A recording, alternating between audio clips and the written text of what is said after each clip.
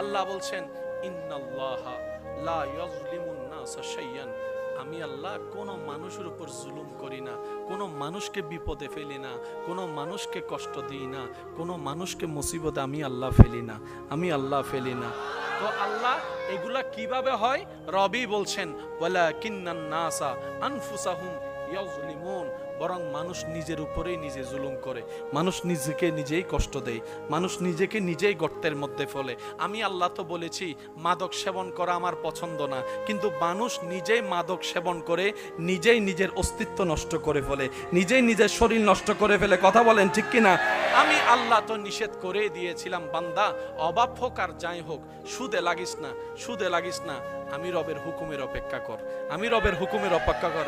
আরে আমি আল্লাহ সুলাইমান নবীকে পৃথিবীর বাদশা বানায় দিতে পেরেছি, আমি আল্লাহ ইউসুফ নবীকে জেলখানার থেকে রাজপ্রাসাদের রাজা বানায় দিতে পেরেছি, সুবহানাল্লাহ।